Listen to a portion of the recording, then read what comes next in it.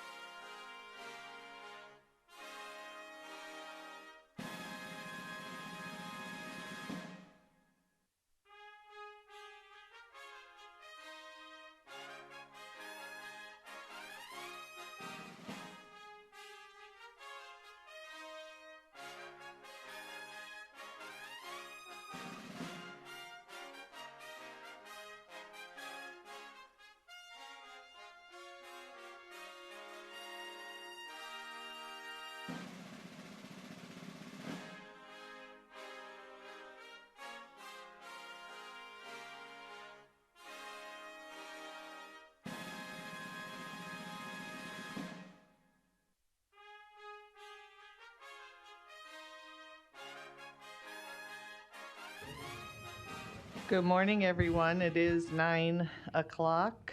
Sorry, Karen, I just noticed you were there. Is that okay? Recording Good in to go? progress. Okay. Please note that there is a copy of the Open Meetings Act on the wall in the back of the legislature, and there is also an automatic external defibrillator in the back of the legislative chambers. Please stand for Pledge of Allegiance.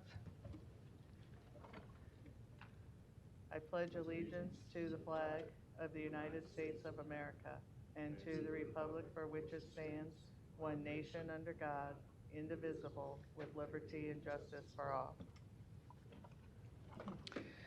I would also like to note that the mask mandate has expired last night. So if you are comfortable, you can remove your mask while you're in the chamber. We ask that you still do the social distancing, but you can remove your mask if you feel comfortable doing so.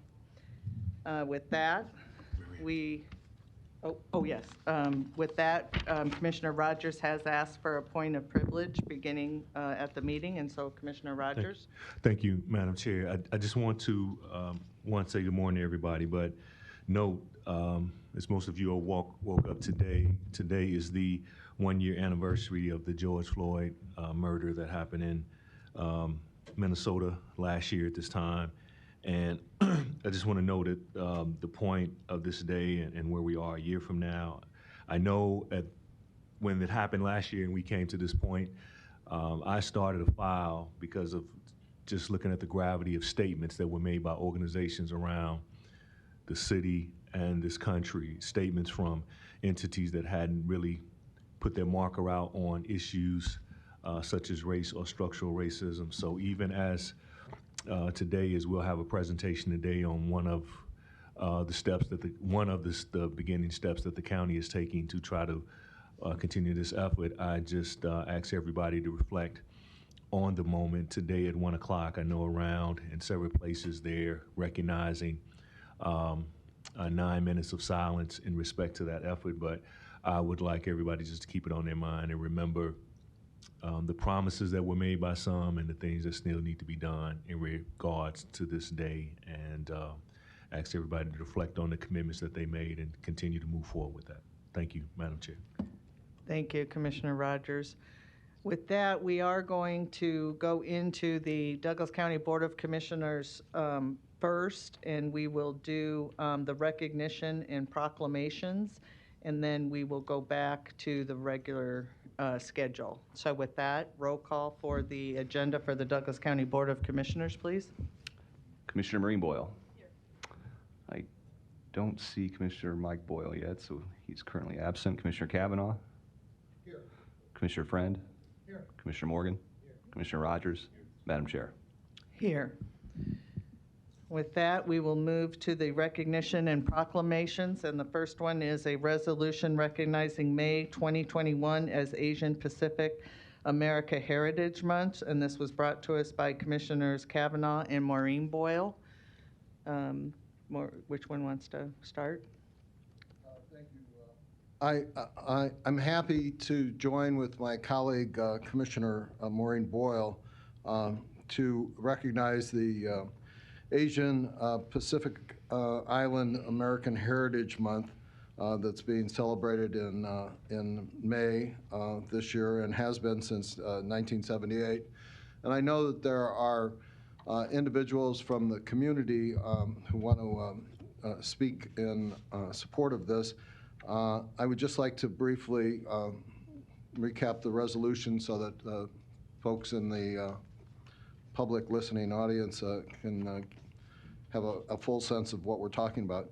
Whereas Asian Pacific American Heritage Month has been celebrated in the United States since 1978 and has made it into a month-long event in 1992, and whereas Asian Pacific American Heritage Month seeks to honor and recognize the contribution of residents in the U.S. from Asia and the Pacific Islands, and whereas during the month of May, we acknowledge Asians and Pacific Islanders have lived and worked in our community and have contributed to our economy, culture, education, politics, arts, literature, science, and technological development. And whereas Asian Pacific encompasses all of the Asian continent and the Pacific islands of Melanesia, Micronesia, Nauru, and the Federated States of Micronesia and Polynesia.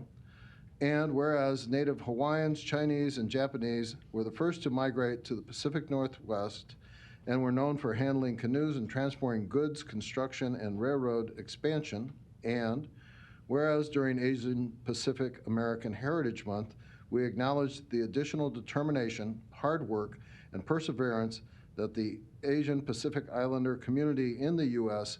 must put forth to be heard, seen, and appreciated, and that these additional efforts are a result of inequitable, institutional, historic, and systemic injustices.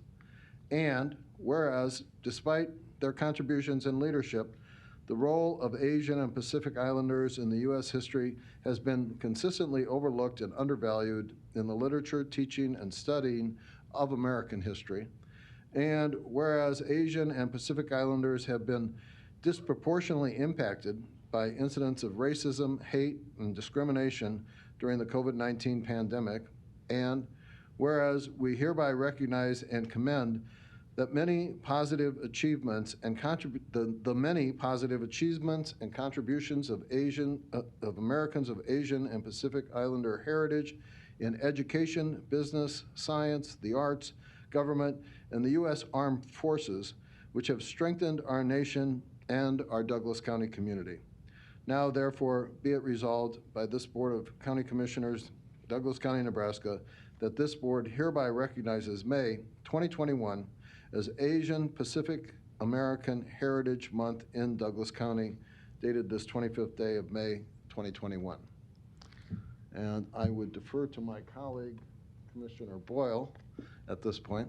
Commissioner Boyle? Yep, so just briefly, first and foremost, we can't ignore the contributions to science, education, business, and really every aspect of society that contributions of our Asian Pacific American friends have made to us. So especially in light of the increased incidence of violence against our neighbors, we really put forth this resolution to recognize and support our Asian and Pacific American friends and neighbors. So thank you for your contributions to Douglas County, to society. They cannot go unrecognized. Thank you. Do we have a motion to approve the resolution? I would so move. Is there a second? Motion by Commissioner Kavanaugh, seconded by Commissioner Maureen Boyle. I understand there's individuals here. Are there some in the chambers wishing to speak? If you could come forward, please. Commissioner, We have Thank you. one individual on the screen, Dr. Ali Khan from UNMC, who we are appreciative of him taking time from his busy schedule. As we all know, he's our premier epidemiologist, and during this COVID thing, his time is very precious. We'd ask that, as a point of personal privilege, that he be allowed to go first on the comments, please. okay, excuse me, ma'am, who came to the podium. If you could just wait for a few minutes. Okay, thank you.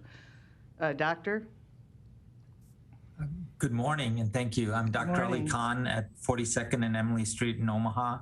I'm here today to celebrate the contributions of the Asian American and Pacific Islanders communities that they have made throughout history, and to recognize the County Commission, all of you. Thank you very much for your resolution recognizing May as Asian Pacific American Heritage Month. Now, despite historical discrimination in the form of exclusion acts, internment camps during World War II, and continued harmful stereotypes such as the model minority, Asian Americans, Native Hawaiians, and Pacific Islanders have replaced the so-called yellow peril of the beginning of the last century with the golden wave of contributions and innovation to American society. The diversity of this community contributes to the amazing mosaic of culture that distinguishes the United States. This community represents over 30 different countries speaking 100 different languages. Now, over the centuries of American migration, as you've heard very eloquently by other commissioners, the entrepreneurship, cuisine, literature, music, art, cinema, science of these communities has become intertwined and part of American culture. This year also has been exceptional in telling the stories of this community. So Disney just released the first ever Southeastern princess, Raya. And some of you may know that Marvel will unveil their first Asian superhero, Shang-Chi, later this year. And also as a nation, we elected our first ever vice president of South Asian descent. Now, this amazing impact on our society and progress will not be reversed by individuals who drove a recent anti-Asian hate spree by labeling COVID-19 as the Chinese virus or Kung flu to escape accountability for failed national response. President Biden signed the COVID-19 Hates Crime Act into law recently, aiming to make the reporting of hate crimes more accessible at both local and national and state levels. Now, unfortunately, discrimination against the AAPI community is nothing new. However, their resilience, determination, and ability to overcome adversity remains. There's too many famous AAPI individuals to name, but I want to mention one with Nebraska roots. Okay. So in 1965, Patsy Mink was sworn in as the first Japanese woman and woman of color into Congress. However, in her advocacy for the Asian community, that started decades before when she attended the University of Nebraska. She was placed in the International House Dormitory, where only students of colors were allowed to live, even though she was American.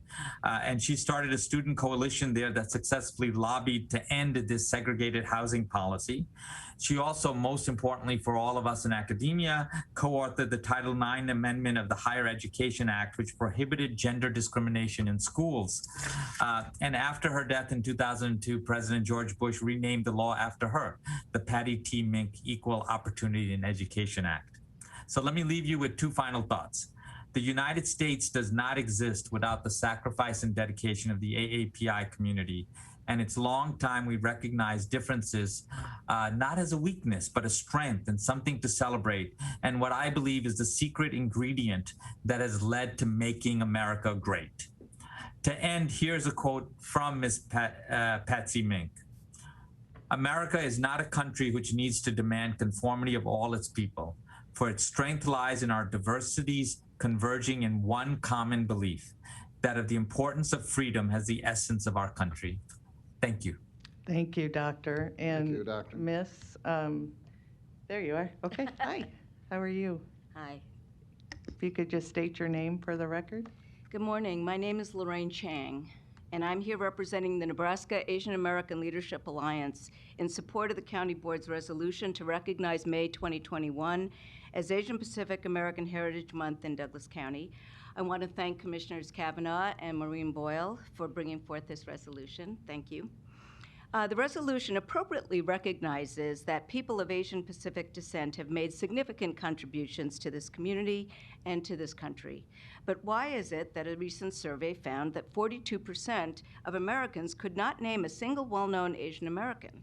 Perhaps it is because, as the resolution acknowledges, Asian Pacific Americans have experienced inequitable, institutional, historic, and systemic injustices which have caused many of our contributions to be overlooked and undervalued. We must ensure that our children and families have opportunities to learn about the achievements of Asian Pacific Americans, that our contributions are widely celebrated, and that our voices are heard. Importantly, the resolution highlights the escalation of racism, hate, and discrimination that Asian Pacific Americans have experienced during the COVID-19 pandemic. Unfortunately, these acts of intimidation and violence have not been limited to Texas and the coasts, but are happening right here in Douglas County. Last February, a bomb was exploded outside the offices of the Nebraska Chinese Association. I know personally of incidents of people yelling racist slurs from cars and leaving hateful notes to people of Asian descent. Much of this recent wave of anti-Asian hate incidents can be attributed to xenophobic messaging related to the COVID-19 pandemic, as Dr. Khan mentioned. Let's set the record straight and use facts to debunk the conspiracies, myths, and stereotypes. It is simply not truthful to scapegoat Americans of Chinese or Asian descent for the actions or inactions of a foreign government. And when hate happens, we must call it out and report it. We cannot be silent. Our community benefits when people from diverse backgrounds are welcomed and celebrated for the richness of their ideas, life experiences, and cultures. In addition to declaring that May 2021 be Asian Pacific American Heritage Month, I would like to see this board seek out and amplify the voices of Asian Pacific Americans as it makes its decisions throughout the year. Our organization is happy to help in this regard. Thank you very much. Thank you. Thank you. Is there anyone else wishing to speak?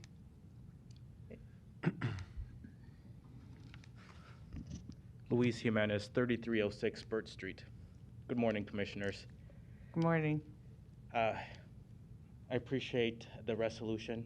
I think it's very important that we support people that have an impact in the community. I think that we're here because of COVID-19 and because of the previous administration blaming the virus as a China virus or what have you. And so his followers and dim-witted people have brought us just horrible things that we're seeing of violence and racism.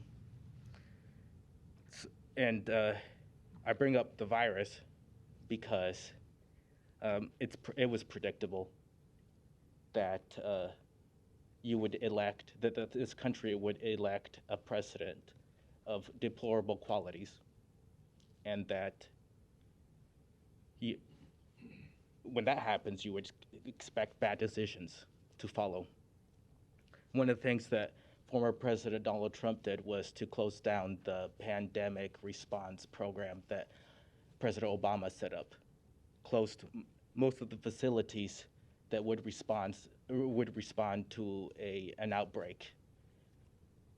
That program was put together so that the country could respond to a small number of cases before they would spread throughout the community.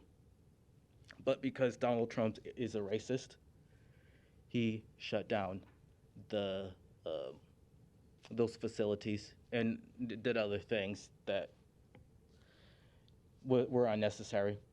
The country was in a course of progress. So I bring up the virus, and I also bring up politics because the board is, it's a partisan board. The Douglas County Board of Commissioners is a partisan board.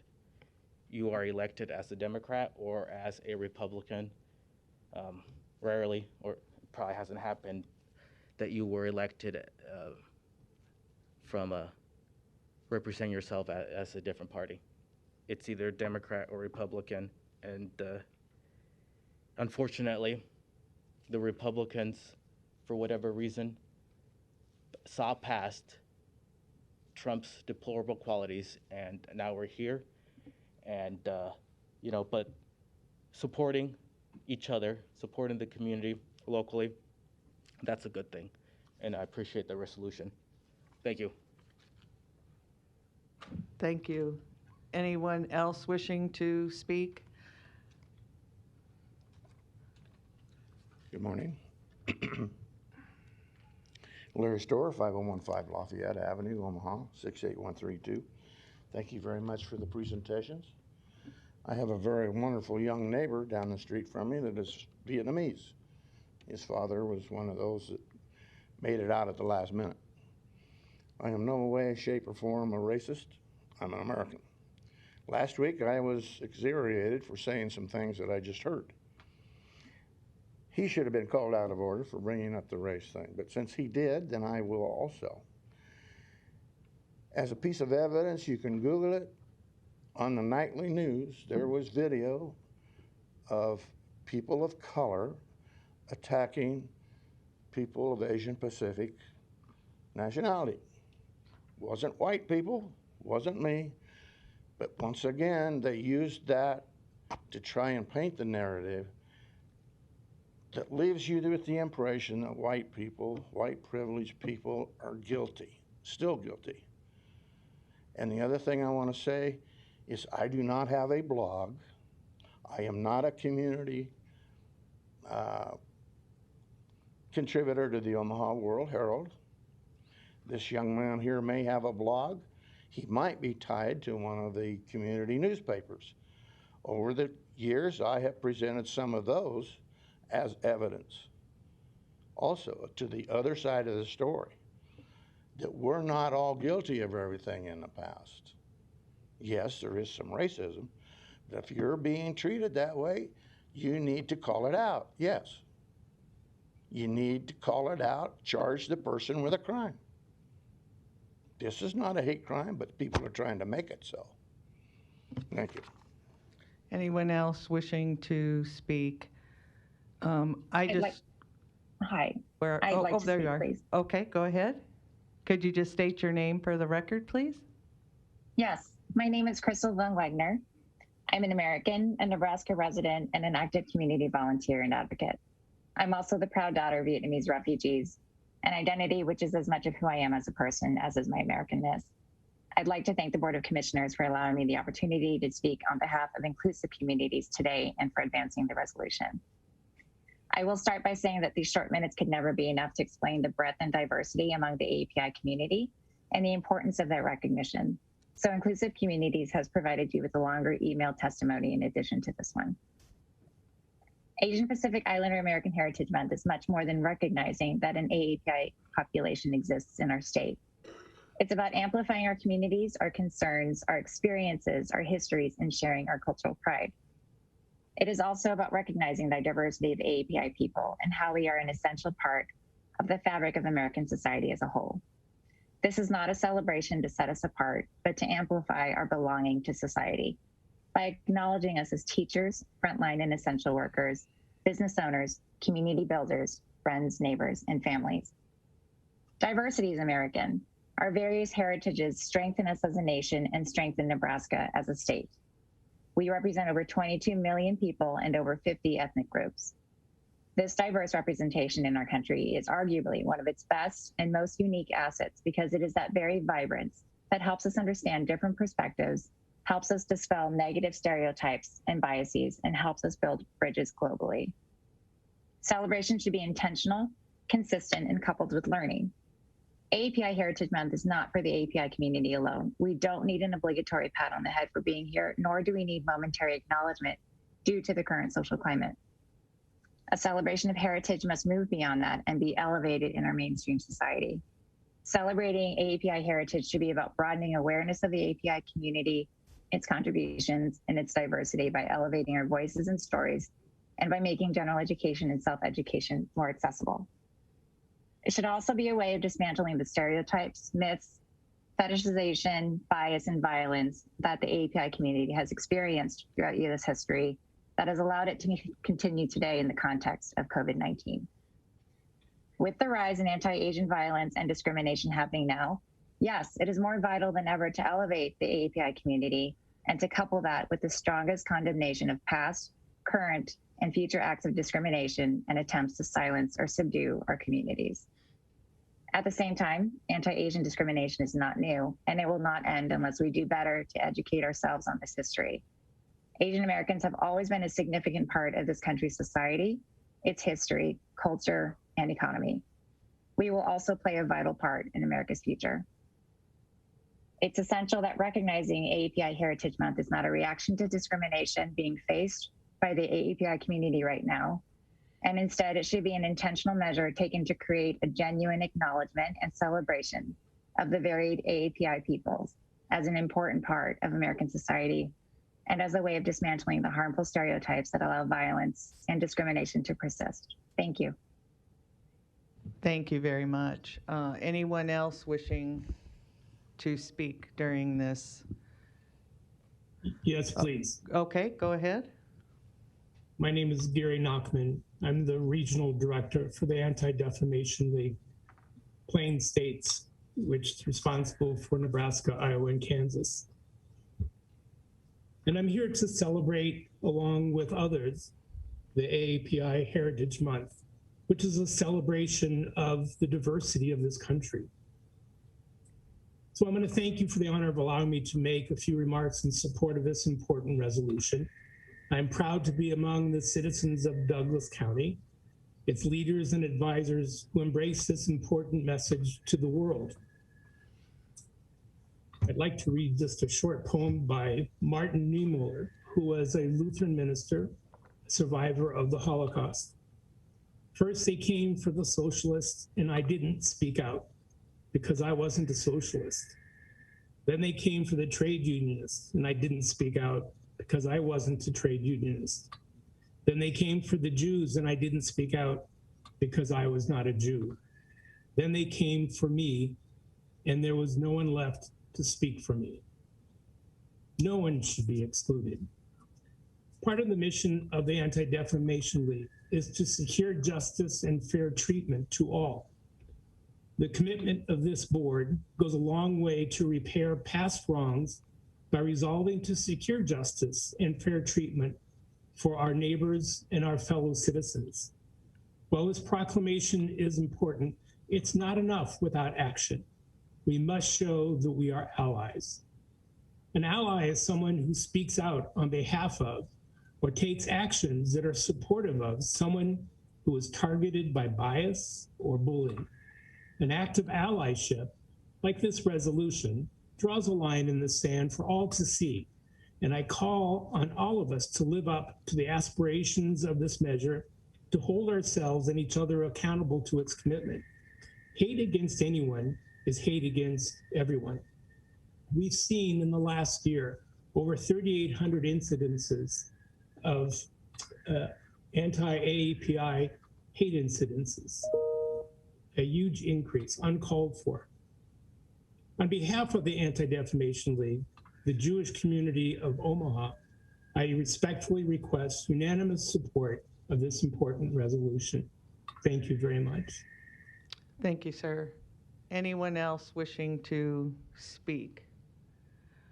With that, I would just like to make a comment. I thank everyone for being here today and expressing yourselves to us. I guess I have two words that are so simple in nature, but sometimes very hard in action. But I would ask all of us as we leave today to please just be kind.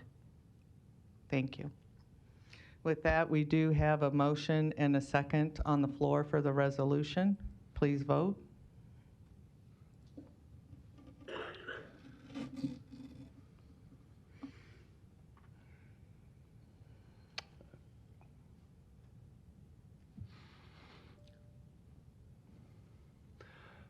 Motion passes 6-0. Thank you. We'll move to the next proclamation and recognition, and it's recognition of the Douglas County Sheriff's Office Deputy of the Year, the Civilian of the Year, and acknowledging the retirement of Captain Matthew Martin. And here with us today is Sheriff Tom Wheeler. Good morning. Good morning, Commissioners. Tom Wheeler, Douglas County Sheriff.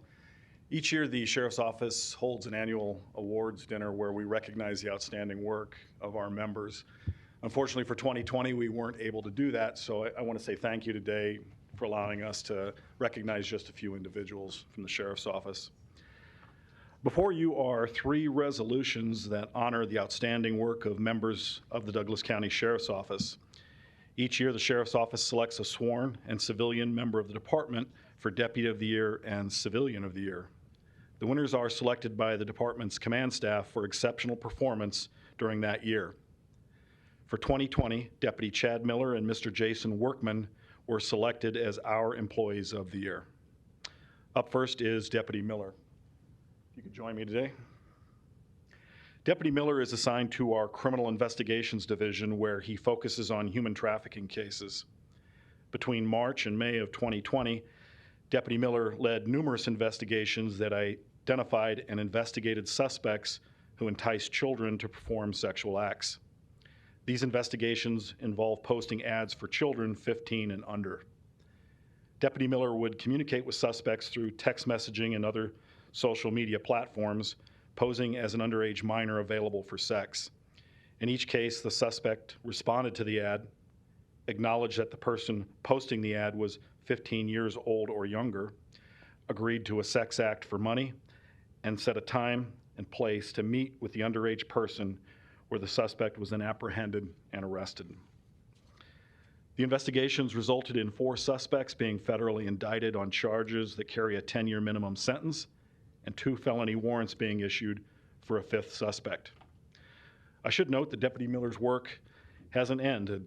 Most recently, he and the unit he works resulted in 3 federal indictments on suspects whose victims' age ranged from age 2 to 17.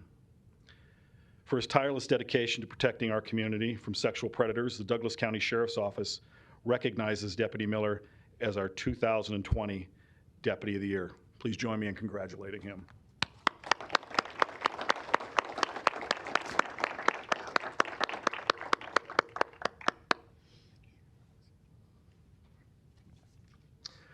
Next is Mr. Jason Workman.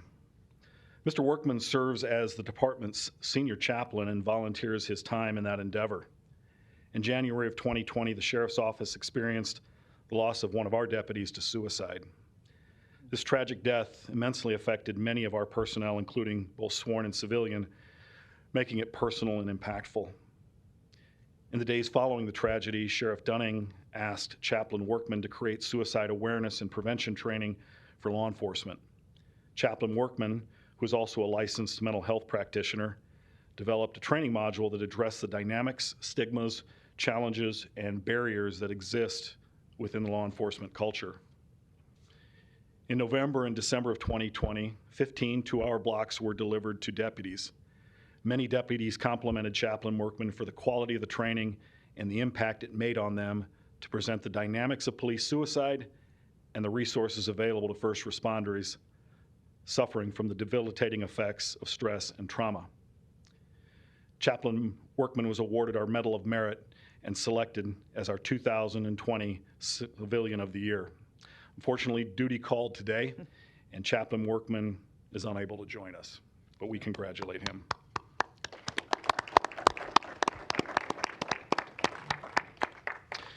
And finally, I would like to recognize Captain Matt Martin, who recently retired from the Sheriff's Office. Captain Martin joined us as a deputy in 1994. As he progressed up through the ranks, he served the citizens of Douglas County honorably for 26 years, working in patrol, court services, training, criminal investigations, and internal affairs before being promoted to patrol captain in June of 2020. Earlier this year, he informed the chief deputy and me that he had an even higher calling and planned to enter the seminary and become a pastor in his church. Captain Martin is in the process of transitioning into the seminary and was not able to join us here today. He is thanked for his 26 years of service and many contributions to the department. Thank you, Matt. And with that, I will leave the resolution to you. Thank you. We congratulate him on his retirement. You know, I just want to thank you, Sheriff, for bringing these forward. I think it's amazing, really, the years of service and the dedication that we have from our Sheriff's Department and the individuals that you have recognized today, as well as all of them. And so we appreciate you coming to the board to share with us, because otherwise we may not have known about those. So thank you very much for doing this today, and congratulate everyone that you've recognized today. I will. Thank you. And with that, do we have a motion to approve these 3 resolutions? We have a motion by Commissioner Morgan and a second by Commissioner Maureen Boyle. Please vote.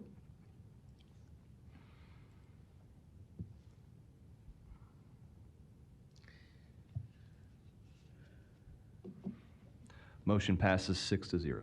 And Sheriff, I do have the resolutions. Thank you.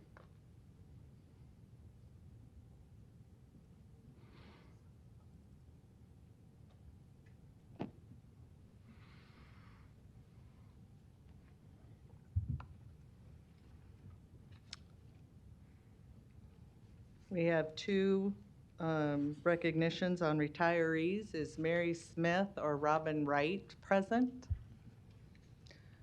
All right, with that, again, they are retiring. Mary Smith has worked for the Douglas County Register of Deeds Office for 18 years, and Robin Wright has worked for the Douglas County Health Department for 22 years. and we congratulate them on their retirement and wish them happy retirement. Is there a motion to approve C and D? There's a motion by Commissioner Maureen Boyle, seconded by Commissioner Rogers. Please vote. One moment, please. Okay, thank you.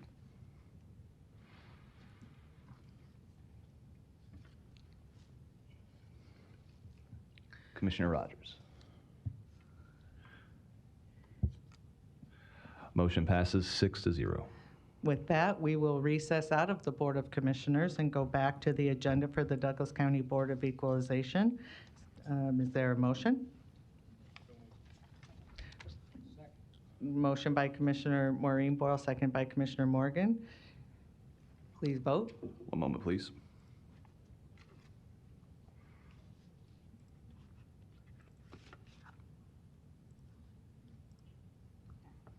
Okay, thank you.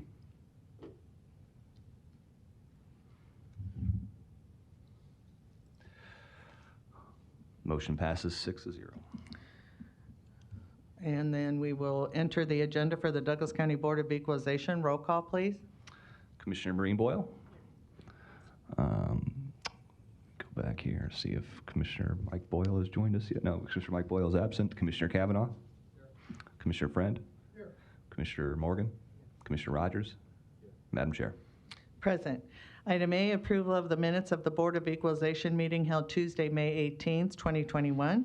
And item B, call for a meeting and set Tuesday, June 8th, 2021 as a date for hearing on certified assessment corrections reflecting the addition of omitted property to the tax rolls or increased value on property. Is there a motion to approve A and B?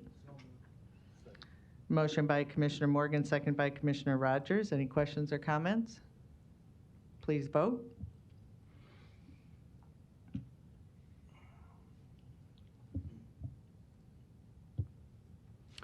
Motion passes 6-0.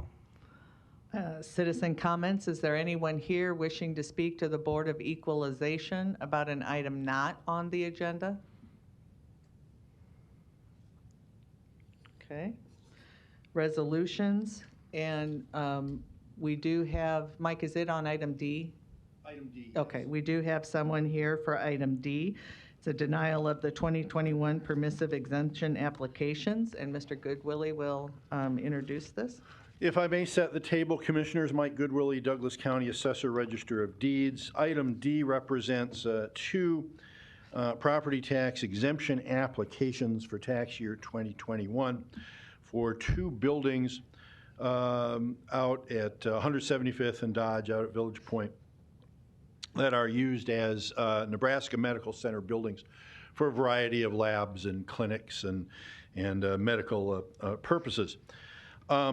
The reason we are recommending denial of the exemption is, I think the exemption applications have been forwarded along. One of the most basic requirements for property tax exemption is that the applicant actually own the property. In this case, these properties are owned by Noddle VP1 LLC. And the way we got here was Noddle, a for-profit entity, owns the buildings. Together, they have a total value of about $31 million for tax year 2020, generating $725,358 in taxes. That lease was executed in January of 2020. Nebraska Medicine is responsible for the operation of the building and the payment of the expenses, and I suspect the payment of the property taxes. So that first big tax bill went out in December, and lo and behold, we get an exemption application claiming that at some point Noddle is going to gift the property to Nebraska Medical Center. They got around to executing what they called a gift commitment in January of 2021. And there is this promise at some point to give the property to Nebraska Medicine. I would point out that promise says they will make that gift sometime between now and the expiration of the lease in 2049. In the meantime, currently that lease throws off in excess of $3.8 million in basic rent, and at the end of the lease, year 29, it'll throw off between approximately $5.8 million in base rent. This is sort of the ultimate income-producing property owned by a private individual. In no way, shape, or form does Nebraska Medical Center own it. And that's, on that basis, we are recommending denial of the application. I know there is a representative for the owners here today who would like to speak. So with that as introduction, I will get out of the way and give her the opportunity. Thank you. If you want to come forward. Good morning. Good morning. My name is Stephanie Nyhus, and I represent Noddle's Tax Advisory Group, and we are based out of Indiana. So today we are wanting to speak about this exemption application. We equate it to, when the lease was executed, it was basically a build-to-suit arrangement with Noddle. They built the property with the intention of leasing it to Nebraska Medical Center over a period of years to recover the costs of those buildings. And largely because at the end of this lease, Nebraska Medical Center will own the property. It will be gifted to them once the mortgage is paid off. So largely this is a financing arrangement. And for that, based on the activities of Nebraska Medical Center, we are requesting an exemption for these properties. Okay, thank you. Are there any questions or comments from board members? Can you turn your light on, Commissioner Kavanaugh, so I can turn your mic on?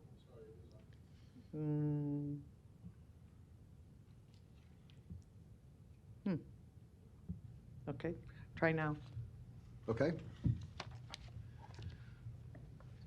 You're the accountant for this group, is that correct? We're a tax representative. We're not the accountant, no. Are you an attorney? No. Did you draft this agreement? No. Okay. Maybe I should ask Mr. Goodwillie then, relative to this agreement between this private entity and, is it the University of Nebraska Medical Center? No, it's Nebraska Medicine, which is its own separate Nebraska nonprofit corporation. Okay, so two private entities. Yeah, I suppose you could look at it that way. What I would say, and I will concede this, if Nebraska Medicine actually owned the building, this would qualify. Yes, my question is this agreement between these two private corporations, have you reviewed this? I have. It's very short. Okay. Is it an irrevocable agreement? Does not appear to be so. So they could run through this whole thing and get the exemption and then change their mind and not go through with it? Well, I hate to be that, as old as I am, I hate to be that cynical about things. You're a lawyer, right? But yes, there is that possibility. And I have to say part of my skepticism about this whole arrangement is if you were the entity that owned the building and you were generating at the end of that lease in excess of $5.8 million for your basic rent, why in the hell would you give that away? Yes, my question is, you've read this, you're a lawyer, and there's no irrevocable. It does not appear to be irrevocable. Okay. And it's well-settled law that if you don't have an irrevocability clause, you can revoke whatever the agreement is. Well, certainly. Okay. So they're asking for this revocable agreement to allow them to not pay taxes, is that right? Well, that would be the implication, yes. If you grant the exemption, they would not be paying any property tax. And this runs till when? It had a date? 2049. So 30 years from now. Quite a long ways, yes. Okay. Have you ever seen anything like this before? No, they actually applied fairly early in the process. Our office, and to some degree the county attorney's office too, have spent an awful lot of time researching this. I've never seen anything like it. Right. Now, I have seen instances where courts have decided that equitable title, meaning a land contract or a lease purchase agreement, where at the end of which the lessee would acquire the property for $1 or some nominal amount, where that's been viewed as equitable title sufficient to confer ownership status for exemption purposes, but never anything like this, and especially under this set of facts. I mean, since you asked me to be cynical, I'll be real cynical. I think what happened was they executed this lease. Nebraska Medical Center got the first tax bill in December because that's when they go out, and they are responsible for paying all the expenses under the lease. And I think they said, holy smokes, we don't like writing a big check like this for property taxes. And between they and Noddle, they came up with this gift arrangement. Yeah, I think that's probably a common reaction to people when they get tax bills. Well, it's But everybody's reaction, but it's what I we have to did. say, excuse me, I have to say that having done a variety of these trusts specifically to allow properties to be exempt for government purposes, they are never, ever recognized, in my experience, as valid for that purpose unless they're irrevocable. I point out special needs trust is just one example. 1 minute. There's no irrevocability clause, and therefore there's no reason to grant this exemption. And I think it had set a really, really bad precedent for us to start granting exemptions for revocable trusts that 50 years from now or 30 years from now, somebody could come in and say, oh, we changed our mind. And no harm, no foul. There's nothing you could do at that point. You can't recapture the lost taxes. No, I once had a colleague in another work life who would sometimes say, if you exempt it, they will come. Right. Well, I salute And that's whoever how drafted it up. No, And that's how this feels. I salute the clever lawyer, whoever drafted this up. It's clever. I don't think it has much merit, but thank you for bringing this to our attention. Do we vote on this then as a yes or no Yes. exemption? A yes vote would uphold our denial of the exemption. Thank you. Any other questions or comments? Can you turn your light on, Commissioner Morgan, so I can turn your...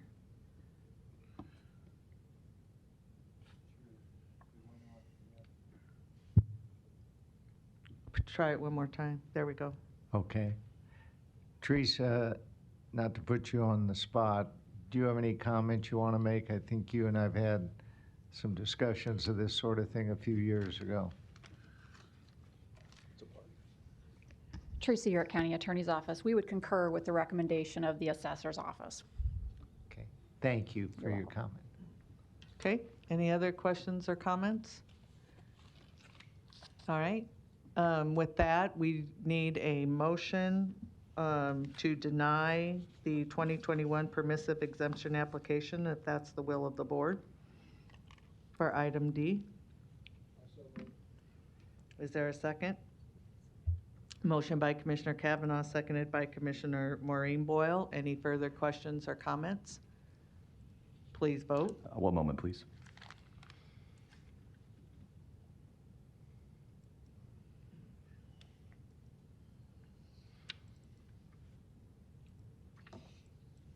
Okay, thank you.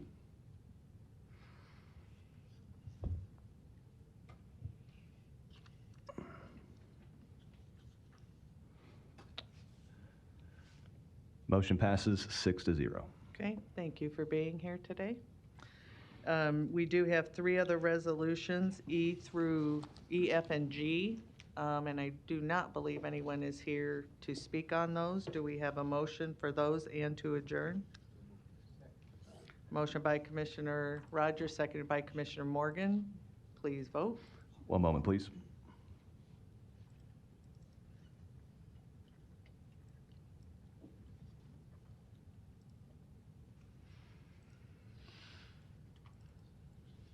Okay, thank you.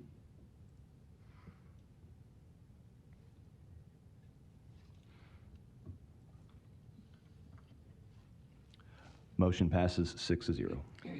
We will now go back into the agenda for the Douglas County Board of Commissioners, and the first items is the minute and claims. Item A, approval of the minutes of the Board of Commissioners meeting held Tuesday, May 18th, 2021. Please note there are also minutes of the pre-board meeting from May 17th that are available. And then item B, approval of claims submitted for payment process through Tuesday, June 21st. Is there a motion to approve? Motion by Commissioner Morgan, seconded by Commissioner Rogers. Please vote.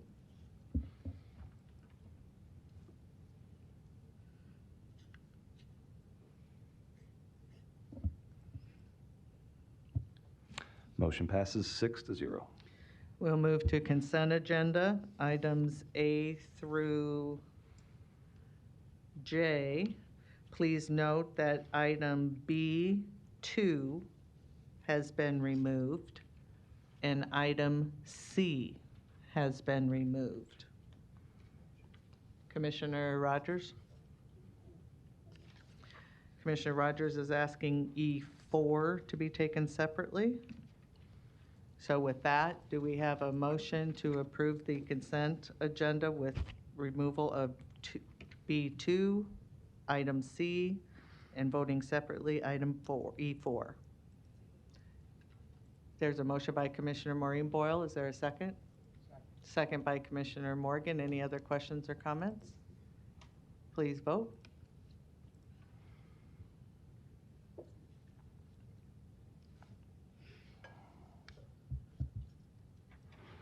Motion passes 6-0. We'll go back to E4. It's an agreement with Charles Drew Community Health Center, Omaha Healthy Start regarding the fetal infant mortality review. Is there a motion to approve? Is there a motion to approve E4?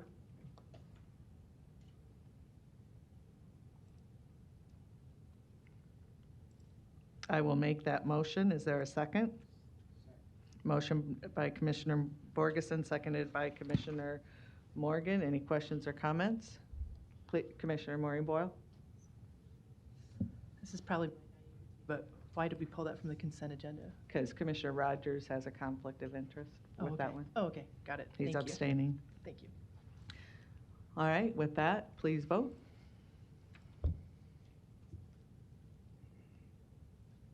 He's on their board, so.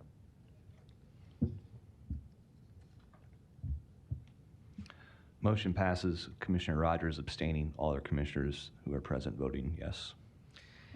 Next are citizen comments. Is there anyone in the chamber wishing to speak to the board about an item not on the agenda?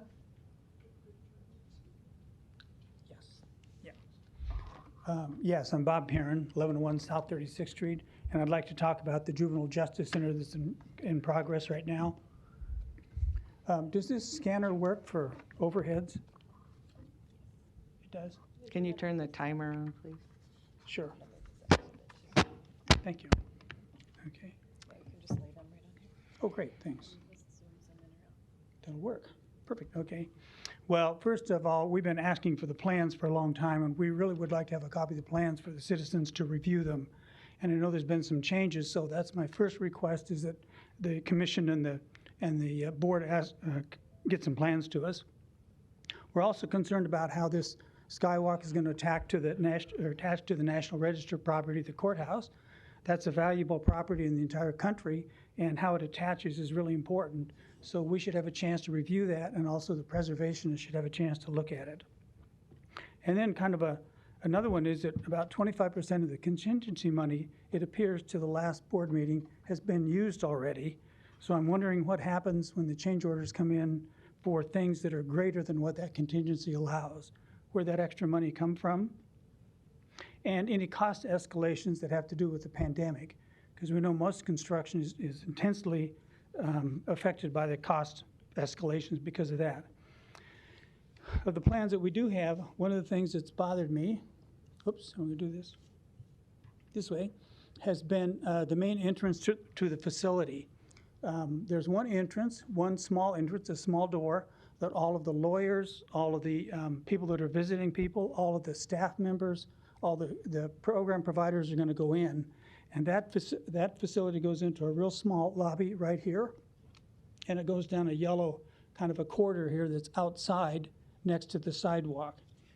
And so for a three-dimensional view of how that looks, that's what we have for a 3D drawing of the entire facility. Oops, can we zoom this out a little bit? Oh yeah, gotta be. That's our rendition from the plans that we know of so far how that works. And this is the only entrance for all of these people to come into. So I want to blow that entrance up a little bit for you because that's half a level below grade. So as the sidewalk slopes up, your main entrance is going to be a single door down a trough from the south, or a set of steps from the existing courthouse area to get down into that door. and there's no covering on it, there's no canopy, there's no place to shake off your umbrella. It's just a flat door on the west side of the building that will be intensely affected by rain and snow and all those kind of things. So that's one of the things that bothers me is that west entrance. I think we need to look at that, and it could easily be moved. I'm going to go back to this drawing. It could easily be moved from this location to someplace along Howard Street or at the corner and be right at grade. There would be no need for any steps anywhere, no retaining wall, no railing. So let's look at our commission to see if they can't get that done.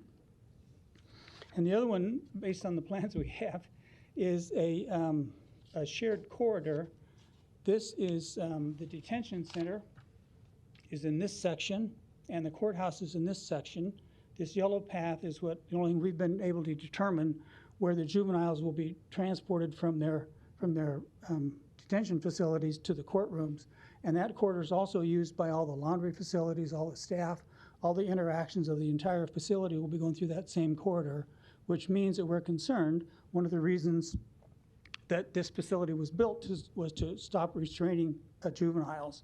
And they're going to have to be restrained if they're going to go down some kind of a semi-public corridor. The other one that is really alarming to us is that 25% of the rooms, of the 64 rooms, 25% are totally dark. They have no outside windows whatsoever. And that induces trauma to the kids that are involved in that. So it's got to be a huge quandary which offenders get placed in those rooms and which ones don't. And we were promised when this facility started that we would have windows in all the rooms. Turns out we don't. So I'm going to ask for you to ask your architects to reconfigure this space so that all of those individual cells or sleeping rooms have access to outside light and natural illumination. 1 minute. Okay.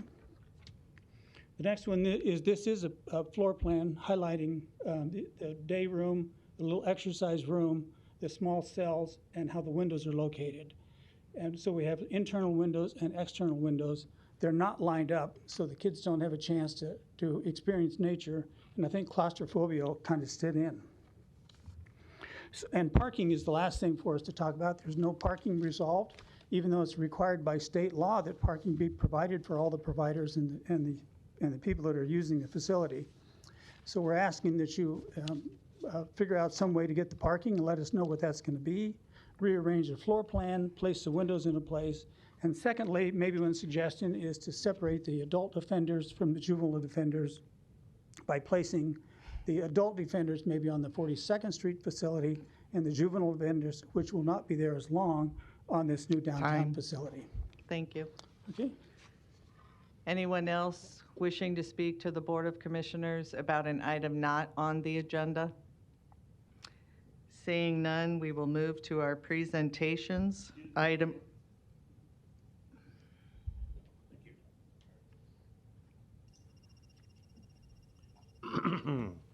Good morning, Commissioner. Just a minute, Adi. We did have another citizen comment. Thank you. Go ahead, Larry. Larry Storer, 5015 Lafayette Avenue, Omaha 68132.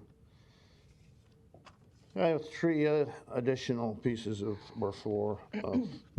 testimony that I want to submit. Kind of tied in with last week and the week before. One of these I sent to my representative.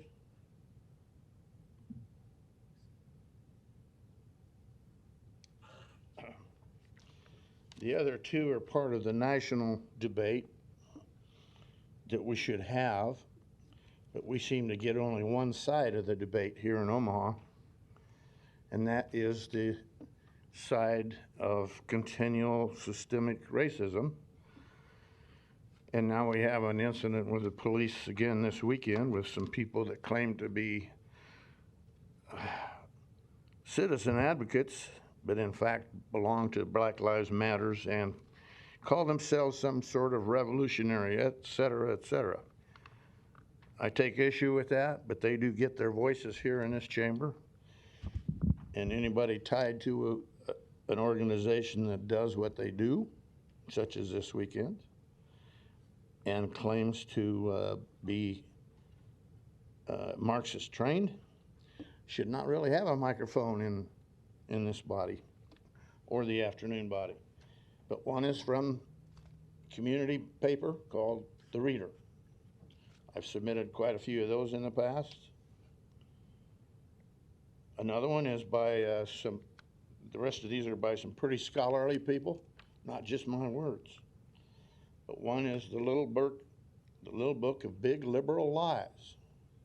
That should be part of our conversation in these chambers, not one-sided to the other side. The other one is Crashing the Border, the left's manufactured crisis about the immigrant crisis, the illegal crisis. Words getting used against us every day. And the final one that we've never heard anything about here, and probably should, because of the fact that people of the Muslim, what they believe is a faith, what they believe is a peaceful religion, are indeed taking over a lot of federal, city, county, and state offices. But they don't necessarily swear allegiance to the Constitution. This is put out by an organization that often contributes to the local organization called Global Faith. Not Tri-Faith, Global Faith, which is sort of the juxtaposition or other side of what we hear from Tri-Faith. So it's the other side of the story, but if we're going to have these discussions, and we're continually hearing from one of the other members in the afternoon that we will have that discussion, but we never do. It's always one-sided, either from people in the community here at the microphone or from one of the microphones up there. But it's never really a debate, never really a discussion. The two are different. So I'm also complaining once again about the rules. Now, I did file a complaint last week after the meeting with one or two members. This is a complaint going into the evidence today. I sent an initial copy of that to Maureen and to Marianne. I haven't decided if I'm going to file under the Open Meetings Act. 1 minute. Or otherwise. But I understand I have 160 days to do so. If they find I have standing, they could declare maybe last week null and void. I don't know. A lot of citizens don't have any standing down there in Lincoln. Thank you. Anyone else wishing to speak to the Board of Commissioners about an item not on the agenda? Yes, Luis Jimenez, 3306 Bird Street. I want to talk about a point of order. I've heard during your meetings that politics isn't allowed at the podium, and I think that's a misnomer. Since the board is a partisan board, you have Democrats on the board that were elected as Democrats, and you have Republicans on the board that were elected as Republicans. Now, that's one aspect of politics. Another aspect of politics is the social components to governance. Pretty much, as I see politics, is that when you step out of your house, you're flooded by politics. Even a bar is political. They need a building permit to build a bar. They need a liquor license to serve liquor, and then and so on. So I encourage the board not to be shy about politics. Excuse me, my phone's turning on.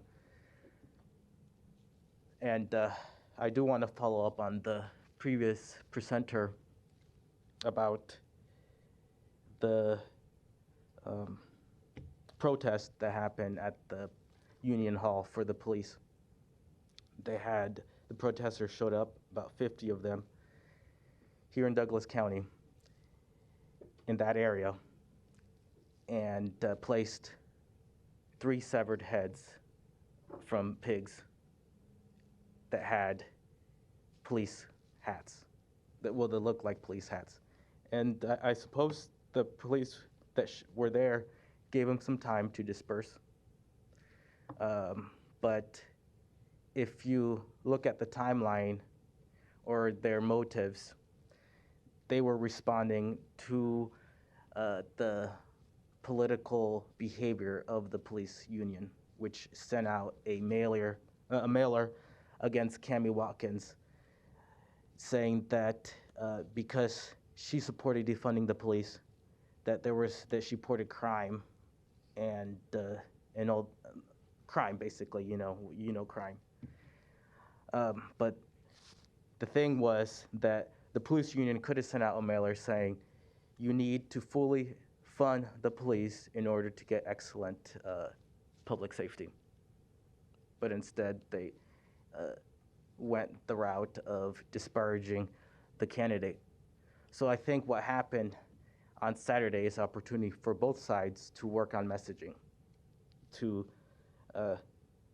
understand what is persuasive and what is not persuasive. One last thing is the mask mandate that's going to expire today. And I want to thank Dr. Alipour for listening to the doctors at UNMC, listening to her experience as a medical professional, that one way to deal with a respiratorily transmitted disease is to wear a mask. And it was effective. You just have to look at the flu. The cases with the flu, it was scant. That's because people were wearing masks, and the flu is also respiratorily transmitted. So that's kind of like a control. I know that there's still going to be businesses that are going to require a mask in order to participate. And it was important for business that the city pass a mask mandate, because that helped doctors give their patients a bill of health to return to work. That was one thing that I did notice. People were going to work because there was precautions. There were non-pharmaceutical precautions that the community was practicing. I hope we're not here again, but if we elect public officials that are stupid, we're going to be here again. Thank you. Anyone else wishing to speak to the Board of Commissioners about an item not on the agenda? Seeing none, we will move to presentations. We have our regularly scheduled presentation of the COVID-19 update and COVID-19 vaccination plan from Dr. Alipour. Dr. Alipour, good morning. Good morning, board members. Again, all over, if I just could summarize, really good data that I'll be able to share with you today. How many times have I come and had to share with you data that probably wasn't going in the right direction, but that has changed definitely, and I could not have expected this. So our 7-day rolling average in regards to cases is 5.3 per 100,000. And just for context, we said when I started to talk to the city council, we said we will review the mask mandate when it is 10 cases per 100,000, and now we are at 5.3. We have 30.3 cases per day in Douglas County for the entire population. As of today, I just got the data about an hour ago, we had 23 cases yesterday. So we going in the right direction. When we look at it over the week, we had 101 less cases than the previous week, which was a 32% decrease. When we look at it over the last 14 days, it is a 59% decrease that we have seen in our cases. If you look at what the US is reporting, they are reporting a 37% decrease over the last 14 days. So we have actually seen our decrease much steeper. Our positivity rate is at 3.5% today. I promised the City Council 5% was something that the WHO was looking at. We are at 3.5. We were at 5.1% last week and at 5.8% the week before. I just listened to Chancellor Gold, who has a model where he's looking at the velocity rate. The velocity rate in decrease in our cases, hospitalizations, and death is one that he has never seen before. It's faster than we ever have reported it. Hospitalization over the last 4 days, each day, we had between 40 and 50 hospitalizations due to COVID or related to COVID in our community. As of last night, we had 47 inpatients with COVID, a third of them in the ICU, which means 15 of them, and we have 10 of them on ventilators. So about a half over statewide you see on ventilators. And I think we need to be cautious, and everybody is kind of anxious to see that 50% on ventilators. When we look at death, we have 717 deaths for a case fatality of just below 1% as of today. You heard the governor releasing the DHMs as of midnight last night. So there really are no more restrictions. This also goes in regards to quarantine and isolation. They are not going to be in the DHM anymore. So we are going back to pre-pandemic that, public health investigates those outbreaks and positive infectious diseases and then makes recommendations thereafter. So the mask mandate from the City Council, it actually expires tonight at midnight. So that was a little bit false reporting from some of the reporters, but a day isn't going to make a big difference. So let's talk about vaccinations. We have provided 495,753 vaccines to individuals of Douglas County residents only. 267,379 have received one dose, and 239,931 have been fully vaccinated. We are looking at those 12 to 15 years of age, a little bit different, but will change. We'll move them into our general data. But 5,439 12 to 15 years old have received their first dose just within potentially 10 days. So looking at the data and at the rates where we are looking at those 16 years and above. 62.6% have received one dose. That is the measure that we are using for July 4th to be at 70%, according to the president. I think we are going to make it. We are seeing an increase of about 0.2% every day. So if you calculate it, we should be there with one dose on July 4th. Fully vaccinated today, of those 16 years and above, 56.2%. I think that's great. We should celebrate that. We still have a ways to go, and we want to get more people vaccinated. We are still the #2 local health department district with rates of above 50%. And the state overall is at 53.7%. And as I said, we are at 56.2%. When we look at race and ethnicity, that's really where we are trying to put our emphasis on now. We see that the largest increases have occurred in our Hispanic population over the last week since I last reported to you.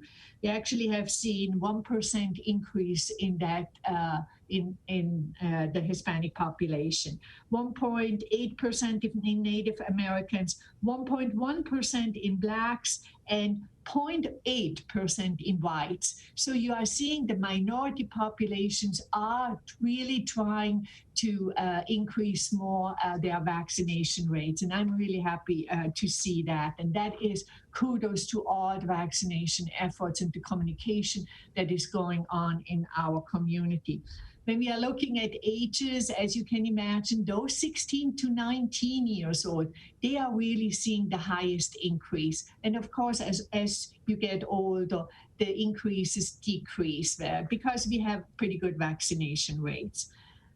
I always look at it, what do we need to do? And the New York Times just had a good article in it that, or it was actually on one of our medical journals. What are some of the reasons for eligible people not to be vaccinated? And I just want to share with you, there are probably 5.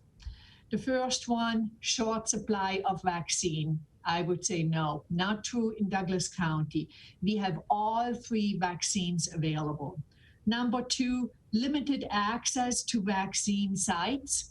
Not true in Douglas County. Actually, when you go on vaccine.gov, within 5 miles, and I put our zip code in here, within 5 miles, you have 35 opportunities to get vaccinated. Within 10 miles, you have 50 opportunities to get vaccinated. The third reason could be confusing booking procedures. Not true in Douglas County because you don't need to book an appointment anymore. Most, if not all of the sites are walk-ins at this time. The fourth one is hesitant due to potential education. And there I would say we have, again, 2 efforts going on. One of them you see on social media all the time, where UNMC, where their experts are answering questions that the public have. And on Friday, we have Children's Hospital, who is also doing a forum just to answer questions that parents may have in regards to should they vaccinate their younger individual. The 5th group is probably a hard group to reach, and those are those who are just unwilling and not believing that vaccine is really protecting them and protecting the community. And so that is, I think, a hill we may be able to climb or not be able to climb. But all the other 4 are really not a reason in this community. This is a fabulous community from that standpoint. I just want to mention a few things about the variants. The highest variant that we see now, and it is now higher than even the wild type, is our UK variants, which means about 562 of our variants that we were able to sequence are the UK variant. That's kind of what we see across the nation. That's followed by the California, the Brazilian, the New York, and the South African. And I'm glad to say we have not seen the Indian variant in Douglas County. We have seen it in Lincoln, probably related to individuals who were traveling. With the Indian variant, however, we have now seen the first data that is coming out from a trial where they actually did some very specific comparison. And what they found is that the Pfizer vaccine 2-dose was 87.9% effective against the Indian variant, and that's good news.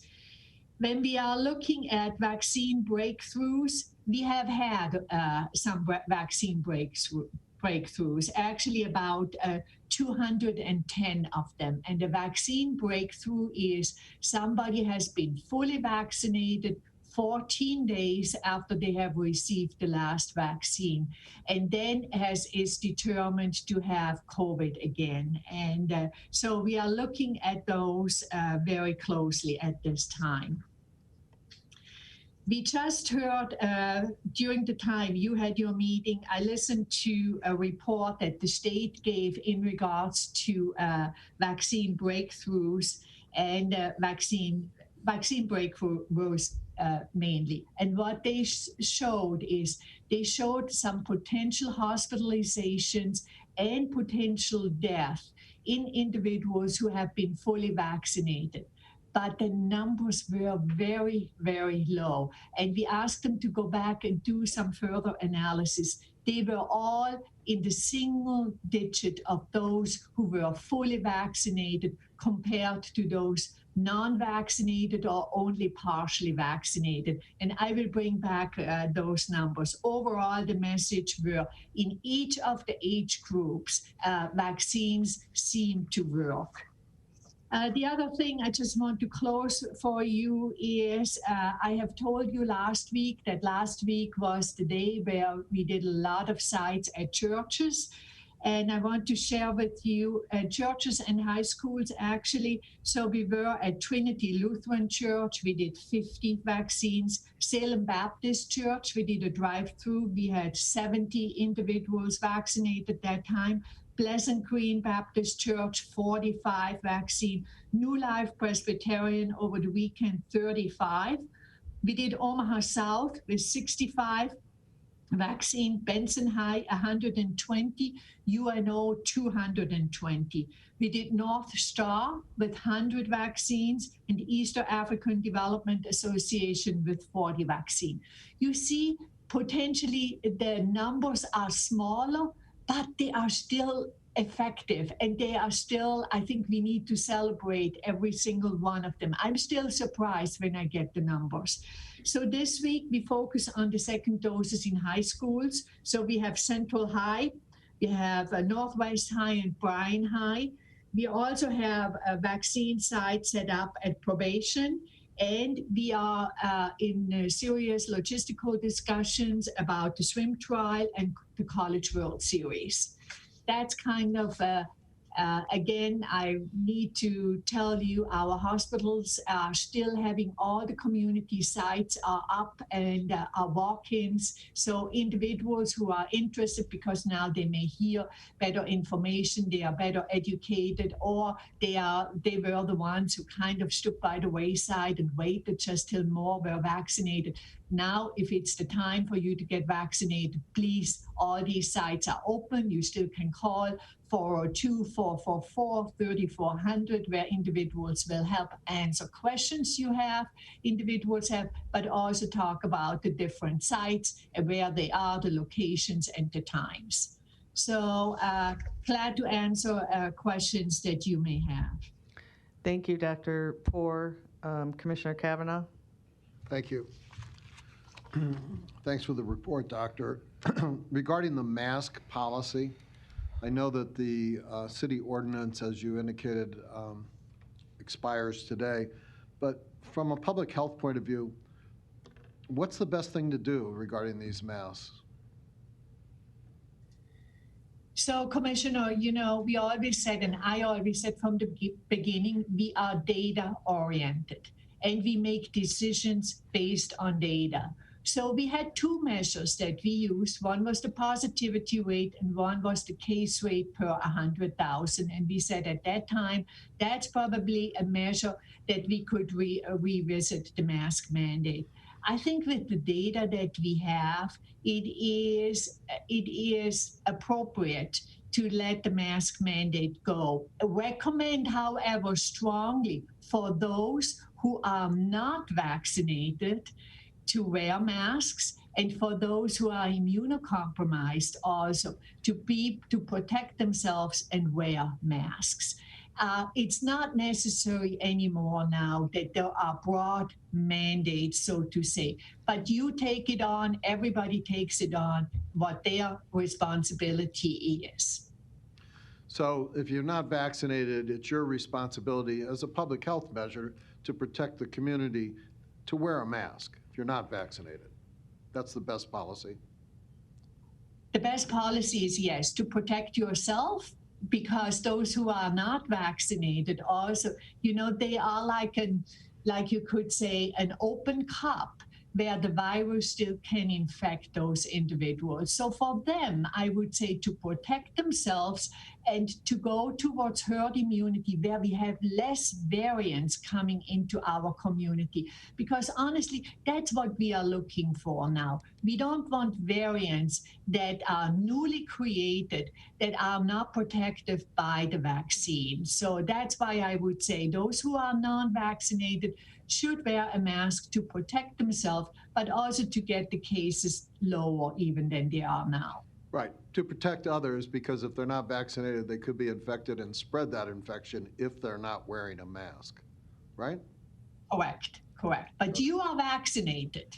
You are if and I am fully vaccinated, even if you are not vaccinated, you are carrying the virus.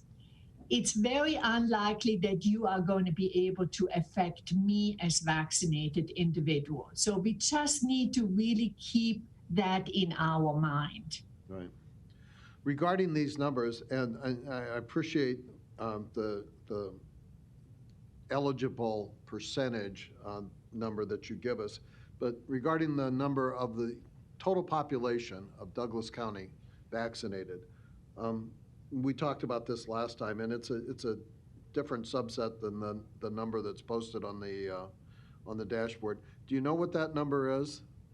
Correct, I do know, and Commissioner Kavanaugh, we are going to change it. We waited till the state is changing the data because we need to use the same denominator that they are using. So we just heard from them, they are changing this afternoon, and we will then change too. But as of today, in our community, 43.2% of the entire population are vaccinated, fully vaccinated, and 49.2% have received one dose.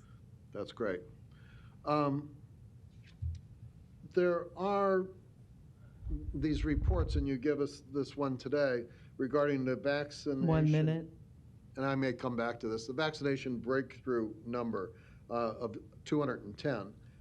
And based on the total vaccinated number of 427,154, which on the dashboard, but I believe you even have a higher number. That comes out to about 0.2% of vaccinated people who've had this breakthrough occurred. That means that 99.8% effective vaccination in terms of keeping you from getting the COVID virus. Is that correct? Is that about right? And that is correct. And that's what was said in the trial. Those were the results that came out at that time. So really our local data confers to that. Okay. And we're going to run out of time here, so I'll come back. I have one other question for you regarding going forward. Time. Commissioner Maureen Boyle. Yeah, I don't have as many questions to ask this time, but one is that, especially with these variants occurring, do you think a booster will be necessary? And also, do you think that Pfizer, Moderna, are they making adjustments to their vaccine to address these variants at this point? Or do you have any idea? You know, Commissioner Boyle, you always have the ability to ask the most difficult questions. And so I would tell you, in regards to a booster, I think what some scientists are saying, yes, most likely in fall. Some scientists are saying, let's just wait, really, as we move forward. And I am more in the second camp. Let's wait and see what we have in regards to, we have new variants that are coming up and so on. So that's kind of where I am. And what was your second question? The second one, just I don't know if you have any insight as to whether these pharmaceutical companies will be trying to adjust their vaccines to help treat the variants. Yeah, I'm not so sure. They are saying that the messenger RNA vaccines are easier to adapt to a potential variant. Yes. So that's kind of all what I know about that at this time. Mm-hmm. Okay, and I do think that's the advantage of those types of vaccines, and so that's why I didn't know. I think it'd be easy to turn on a dime. I see this almost like similar to the flu, where every year you have one that becomes dominant, and we have to time out which one we're going to try to, which variant we're going to try to treat. So I just don't have insight as to whether that would be the thought process if we see COVID acting like what the flu virus tends to do. So do you have an opinion? Yeah, a lot of people are comparing it to the flu virus. And so I think the majority probably would be thinking that way at this time. Okay, all right, very good. Thank you. Thank you. Any other questions or comments? Commissioner Kavanaugh? Doctor, I've had some conversations with epidemiologists locally and nationally regarding going forward to get to the maximum number of vaccinations. And other jurisdictions have engaged in, I guess you would call it incentives to get people to come forward who may be reluctant for whatever reason to get vaccinated. I think New York City may give a lotto scratch pad to people. There are also drawings that have cash prizes. And some people, I think, are utilizing federal funds now that are available to give cash stipends to people to just come forward and get vaccinated. Do we anticipate engaging in any of that to get to the maximum level here going forward? You know, that's a good question. And I have not seen any data that would tell me or show me that incentives really encourage people who otherwise would not be able to get vaccinated. So we have a few incentives from some local businesses who have given us incentives free of charge. One of them is from Subway. I think it is for a free drink, and we are giving those to those younger individuals. We also are talking to the zoo, to the Omaha Zoo, if they potentially would want to give an incentive, let's say a $1 off a ticket or something. But we are very cautious about incentives because I think in the end, people need to be convinced that this is the right thing to do, and hopefully we can share those messages with them. Thank you. That's all. Thank you. Any other questions or comments for Dr. Poor? All right, thank you, Dr. Poor. Thank you. Next is an update from Jane Gordon with COPE on the Douglas County's Rental Utility Assistance Program, and I believe Jane is on Zoom. Hello. Yep, Hello. I'm on Zoom. Hello. Hello. So I'm not sure if you guys want me to share my screen or just kind of run through what we have available. Share, yeah. Go ahead and share it, please. Okay.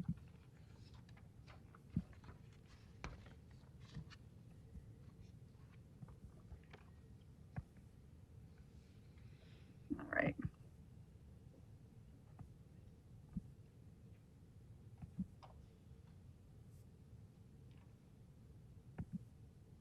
Does that work? Nope, we don't see anything yet. Okay. Well, that's not ideal. Let's see if Karen can. Jane, I can share it from my end if you want. Okay. Let's see here. There we go. Okay. So this is the Douglas County Emergency Rent and Utility Assistance Program. We have started doing this. It opened on April the 16th. You can go to the next slide. The program is, the requirements for the program, it's for renters in Douglas County that are outside of the Omaha city limits. So match is covering inside the Omaha city limits. It's for those who have suffered financial hardship due to COVID-19. They're past due on either their rent or their utility payments, doesn't have to be both. And they have an income below 80% of the area median. That's about $48,000 for a single person and $69,000 for a family of four. The program provides up to 12 months of back rent and utility payments, plus 3 months of current or future rent and utility payments. Go ahead and next slide. So here's just some basic data. We're getting about 30 applications a week. We had a big wave right at the beginning, and now it's pretty steady. There are 233 qualified applicants in our system. 157 of them are qualified. Of that, 73 have already been funded, and the rest are kind of in the process. 76 entered our system but are not qualified. You can see at the bottom there the 49 out of area. Those people came into the system very early before we had ironed out the kind of flow that shuffles people to the correct agency. So we don't expect to see that number to go up significantly at this point. We're getting them where they need to be now. Go ahead and go up. Okay, so approximately 22% of the first $2.1 million has been distributed. You can see that we had a big first wave right when we opened up. That's because, some of the other programs got started before we did. And so we were able to fund those right away. Some of those applications took up to 23 days to process. We've now got that down to about 12 days. And the next step, because those numbers are leveling out and going down, is to start our outreach. We are reaching directly out to landlords in many cases because this program has a smaller geographic reach. We're able to identify those landlords that have multiple tenants that might need this assistance and reach out to them directly. And then also a lot of what's going on just comes from word of mouth. We're collaborating with the different agencies, Match, Balance of State, Lincoln, Lancaster, and just making sure that people get to the agency that they need to. Go ahead and go up. This is kind of a breakdown of where most of the funds have been spent. So we've spent a total of 425-ish thousand, and the most of them have been up in 68122, as you can see, some there in Ralston and a handful out in the western counties, zip codes. And so that's what it looks like so far. The average household grant is $5,814. All right. So this page is, I know this isn't a good PowerPoint page because of the small font, but I wanted to share this with you guys insofar as is possible because it has a bunch of different testimonials from different people. When we get those applications in and we have these self-attestations of why they need help, some of those are very touching. Some of them are kind of bring home why we're doing all of this. So there's several, single parents who had to stay home with their children. There's people on fixed incomes who used to be able to make ends meet by doing cash jobs that weren't able to do that. A widow who had lost her husband and had trouble getting those Social Security benefits because of just the backlog and things like that. And then also on this page are a bunch of just, cut and paste of some of the thank you emails we get. I just want to recognize that the thank you emails are based on a lot of hard work from a lot of different people. Since I work in nonprofit, I get a lot of thank yous that aren't about me necessarily, and I just wanted to share some of that with you guys. A lot of people have really experienced a lot of relief and able to breathe again after all of this. So appreciate the opportunity to do this. One more up. And then, so this is just the reach out information. If people are in need of assistance or people who are in need of assistance, you can go to our website. The phone number 402-616-2330. We are not always on that, so we do our best though and have been able to return all the messages within 24 hours. So if anyone has any questions, if they need help, we can help you walk through the application. And then also the email help@copeinfo.org. Again, we're on that all the time. We can find different ways to help you upload your documents. We've had people come into the office so we can just scan them.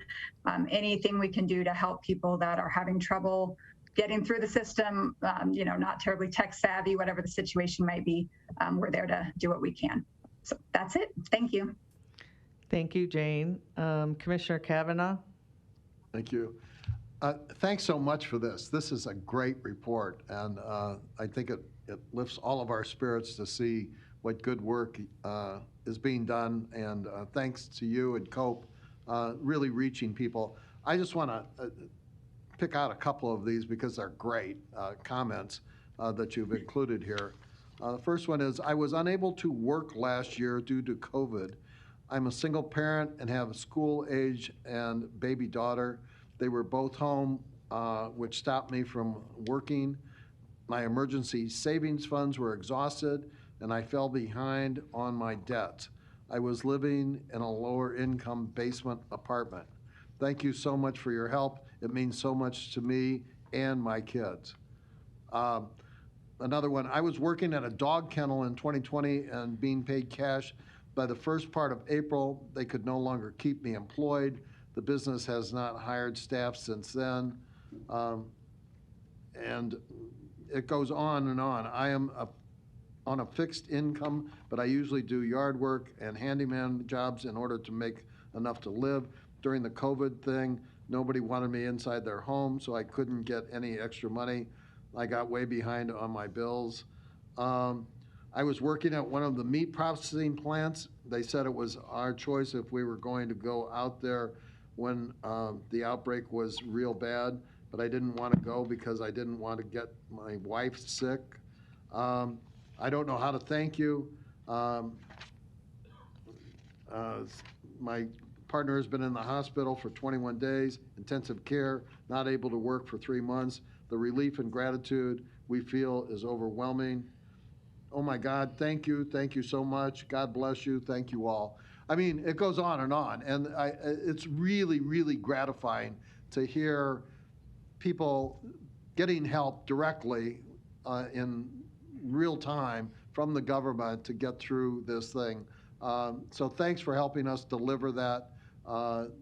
You're the best, keep it up, and working together, we'll get through this. Thank you. Commissioner Maureen Boyle. Yep, just a couple of things too. I was noticing, thanks for the statistics. When you have one down here, it says insufficient documentation, so 10 of them were not qualified. Can you tell me what documentation you're requiring? Because if someone doesn't have a job, it's hard to prove that with documentation, they don't have a job. Yeah, so you're right about that. We are very flexible on the documentation, following the Treasury guidelines on that. They're allowed to self-attest in many cases. However, so most of those are people who have applied, and then we emailed them and called them and left messages, and they never followed up with that. So I don't know why they applied. That's the main situation. Also, there's a couple of those that the documents didn't match up. They were, I don't know, I guess suspicious. So we were kind of keeping an eye on that and letting them, we disqualified them for that reason and said, that's, you need to tell the truth. So there was only a couple of those. We are trying to keep an eye out for that, though. It does happen.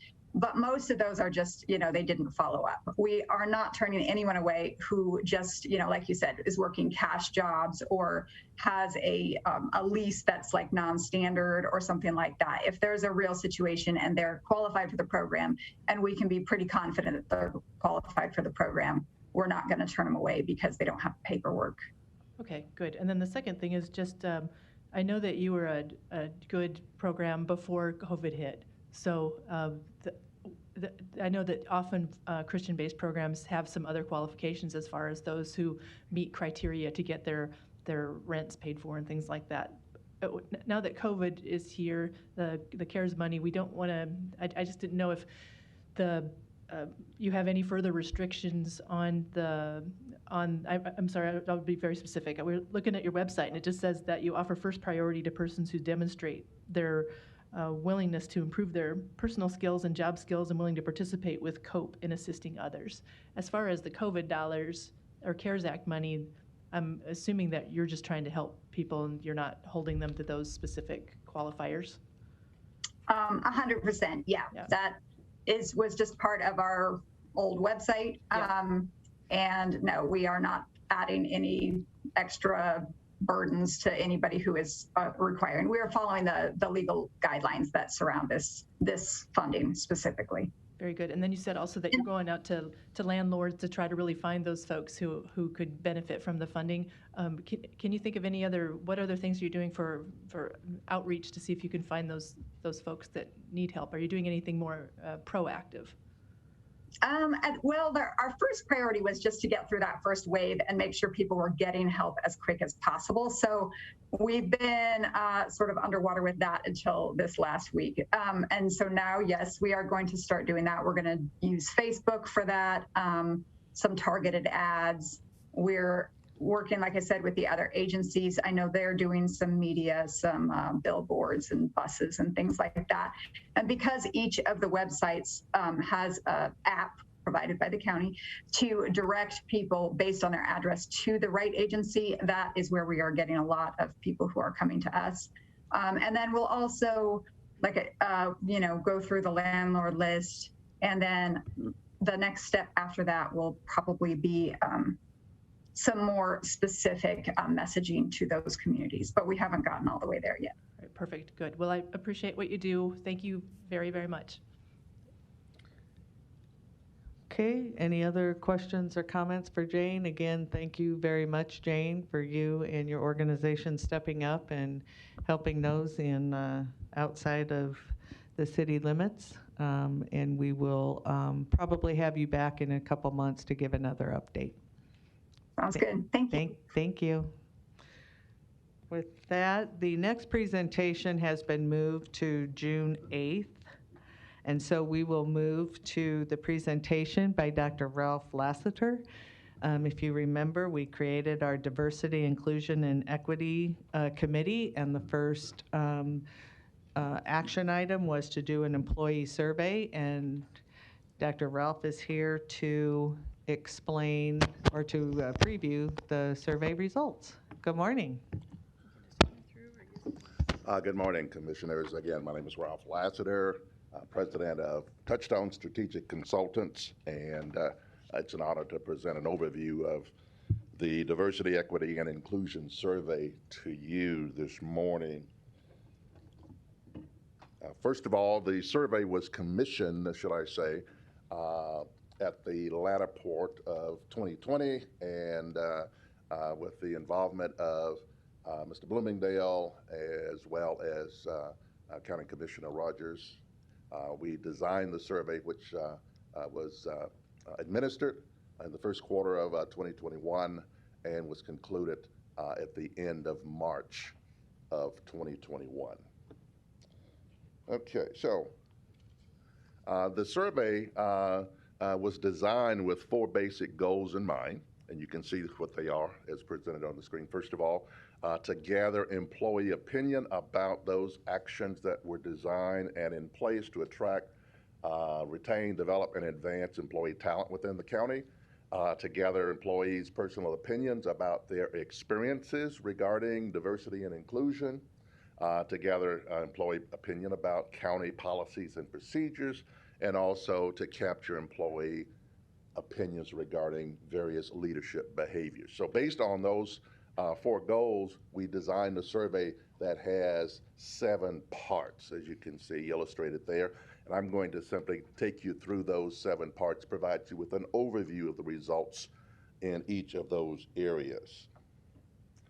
First of all, let me just give you a little bit of information about the survey respondents. 1,305 employees responded to the survey. And according to the payroll division at the time that the survey was completed, there were 2,340 full-time, part-time, and temporary employees within the county. That gave us a response rate of almost 56%, which is considered excellent. Response rates of 33% are always considered by survey administrators as at least average. Again, those rates that are above 50% are considered excellent. What does that mean? It means that you can look at these results with a high degree of confidence in what is being expressed by the respondents. If we break down the response in a little bit more detail, you can see that 75% were non-management employees. The additional, the additional 25% were either first-line supervisors, team leaders, or managers. And again, that particular classification was self-identified by the respondents. When you look at race and ethnicity of the respondents, 60% white, 12% black, 6.3% Hispanic. There were other racial groups with smaller percentages of participation as well. When we consider the departments that were represented by the respondents, you can see just the top 8. There were respondents from all departments or areas within the county, but these are the top 8 departments and the percentage of respondents who responded to the survey.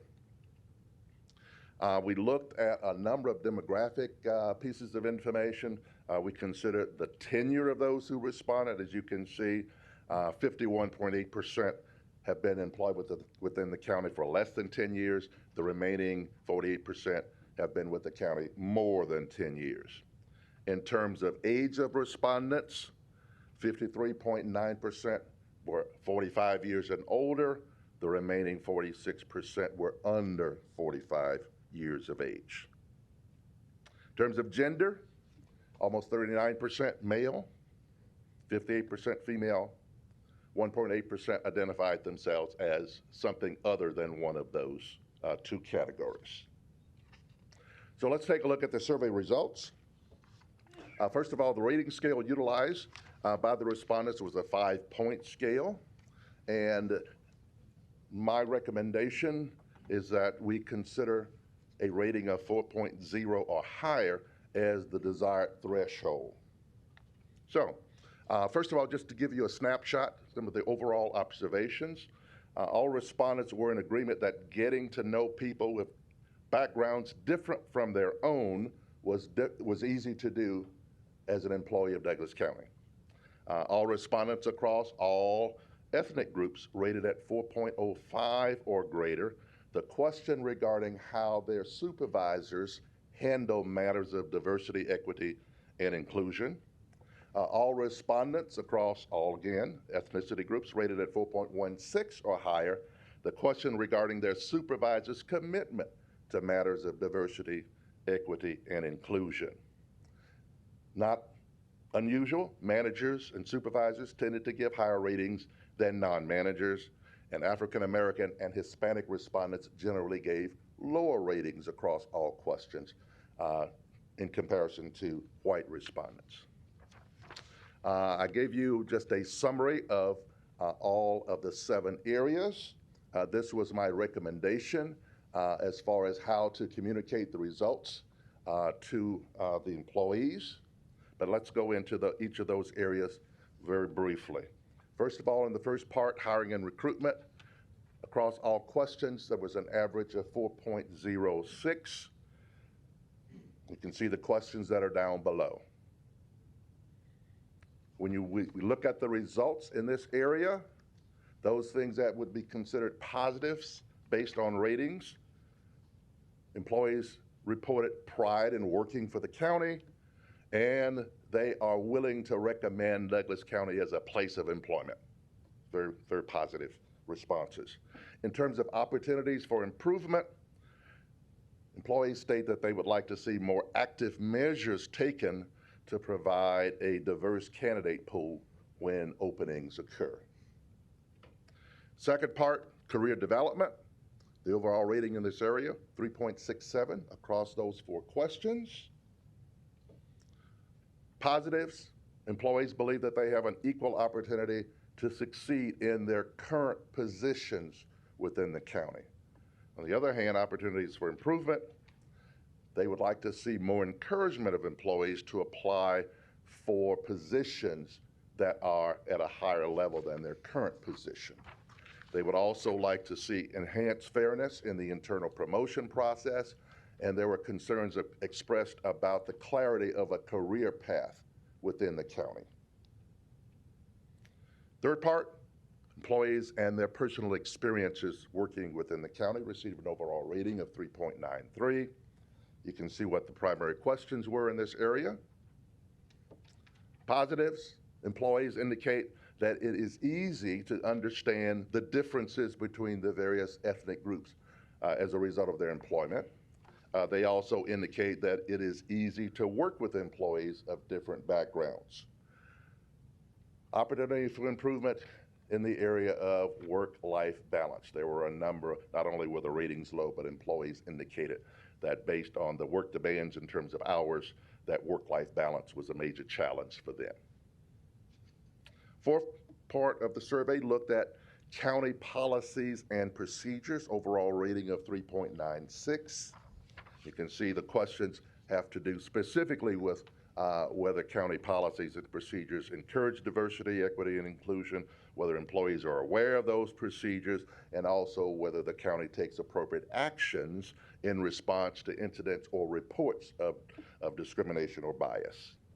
Positives, employees state that policies do encourage diversity, and they understand the procedures to report an incident. In terms of opportunities for improvement, they would like to see more action taken when reports have actually been made. Take a look at the fifth area, which looks specifically at inclusion, and there were 7 questions within this part of the survey. Positives, employees from different backgrounds view the ability to interact with each other as a positive. They indicate that they can interact quite well with others. They also indicate that inappropriate jokes and slurs are not tolerated within the workplace. In terms of opportunities for improvement, they would like to see management take greater efforts to meet the needs of employees with disabilities. They would also like to see employees of different age groups valued at a higher level, and that particular opinion tended to come from employees who were younger in age. They would also like to see more encouragement of free and open expression of ideas, opinions, and beliefs, as well as an opportunity equally to succeed. That particular opportunity for improvement fits with the concerns expressed by employees relative to the career path and some of the challenges there. Take a look at the 6th part, which looked at supervision. And again, with this portion of the survey, employees were asked to focus on their immediate supervisor or team leader. And you can see the 6 questions that were included in this part of the survey. Supervisors being committed to and supporting diversity, equity, and inclusion was a significant positive in this area, and also employees' opinions of how their supervisor handles diversity, equity, and inclusion matters. In terms of opportunity for improvement, employees would like to be included more in decisions that affect their work. They would also like to experience more openness when they voice opinions and to be able to do so without fear. And lastly, they would also like to see an enhanced valuing of their opinions. And the last section, part 7, section 7, looks at management and diversity. And you can see there were 8 questions in this particular area. And this area had an overall rating of 3.72. Positives, management encourages diversity. The overall rating in this area did not meet the threshold of 4.0. The average was 3.9. Opportunities for improvement, I've listed at least 5 here. They'd like to see more actions that demonstrate that diversity is valued.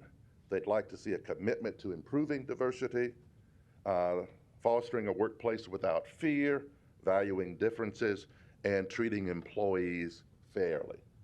Again, these were the employees' opinions. I concluded the survey by making some recommendations, and essentially I recommended that a communication plan be developed, and with Mr. Bloomingdale and the Diversity Inclusion Committee, we're proceeding to do so. One of the things you don't want to do is to complete a survey and have employees to participate and you never provide them with any information. And so we are working to do that. Additional recommendations are to do some other analysis. There are a number of other comparisons that can be made. For example, I simply gave you the demographics of the respondents. We don't know how those how that data, how those statistics actually compare to the actual statistics in terms of the actual makeup of the Douglas County workforce. So that's an additional activity that should occur. We can look at those kinds of demographics in terms of the comparisons by age, by gender, by race. It also may be of value to compare employee responses to management responses. With those analysis, the Diversity, Equity, and Inclusion Committee should be able to prioritize opportunities and then proceed in the development of an action plan. That concludes my presentation. Thank you. Commissioner Kavanaugh. Thank you, Doctor. Appreciate this information. And following up kind of on your last statement there, that there's additional things that we could drill down on. A couple that spring to my mind, and maybe you can help out with this. Mm-hmm. Among the survey respondents, when you break them out by race and ethnicity, the whites are 60.1%, the blacks are 12.3%, the Hispanics are 6.3%. So we're coming in at about 78% of the total employee population, which leaves 22% other. What are those? That's a large other category, I would say. Well, essentially, the demographic response options presented to employees were those generally used with any kind of human resource related survey, and it was provided by the Human Resource Department. So you have white or Caucasian, you have African American or black, you have Hispanic, you have Asians, and a large percentage were those who chose not to indicate. So none of the above. Well, okay, I appreciate that. Gotcha. Mm-hmm. The disparity in response based on race or ethnicity would be a very interesting thing. And you referenced this at the beginning, that there was some variation between different subgroups in terms of their response, positive, negative, or otherwise. It would be good to know that, because it would tell us that, well, if you're an African American employee, you have a different feeling than if you're a Caucasian employee or you're a Hispanic employee. Are those findings available based on the data that you have? Could you Yes. break it out that way? It can be. Would it be valid, or do you need a bigger sample? Or would it have some, validity at the numbers that you're talking? Well, one of the things that we would want to do is to compare the respondent data with the employee population data. And if that is comparable, then yes, the numbers have validity. That might be, if you're coming back to us, something that we'd look at to see if people feel different about Douglas County and working here based on their race or ethnicity. And a breakout of those by department might be instructive as well. I think at one point we had the HR director here, and she indicated that maybe there were no minorities working at HR at that time. And I don't know how that breaks out department by department by department countywide, but it would be, I think, instructive to us if we knew, okay, here's the community breakout in terms of race or ethnicity, and here's how Douglas County matches or doesn't match the community breakout. Ideally, we'd have a pretty close match. But if we've got some departments who, I remember this because it kind of struck me as odd, like HR, where there are virtually no minorities, we'd want to, maybe look at that and correct that, because it's not reflective of our community. And HR is particularly important because that's kind of the, where you go to apply for a job. So I don't know, did you come across any of that? I noticed that you had responses by some departments in terms of percentages. How about the actual makeup of the personnel by department? One of the recommendations for One minute.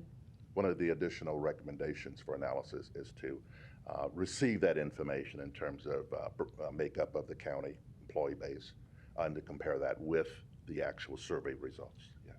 And we could get that going forward, is that what you're saying? In terms of the data, that would be up to your Human Resources Department. I can compare whatever data, I don't have that data. I see. But what they give me, I can compare to the survey results. Very good. Yes. Well, thanks a lot for this. This is great. Great to know. Commissioner Maureen Boyle. Thanks, and thanks for the presentation. Just a couple things. One is I do agree with Commissioner Kavanaugh that I think the breakdown is important because, of course, the goal of diversity is to make sure that those folks who feel underrepresented or underappreciated are heard the most. So I don't want to say it this way, but it's almost like the certain respondents, certain folks who respond, probably their opinion is not as valuable just because they're not feeling the diversity, so they may see it, everything is fine. So it might skew the results that way. And then I also agree that the department is important because just even the one on work-life balance, I'm sure that those who work at the health center that are working or at the correction center feel like work-life balance is not there because the hours are can be so crazy sometimes. And so just to see further breakdown, I think that might give us a better idea about where we should focus our efforts to improve diversity and equity in Douglas County. So really no question, just a statement.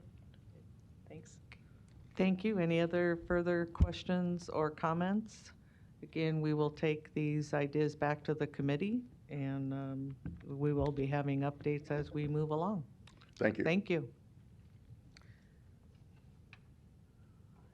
Next, we will move to committees.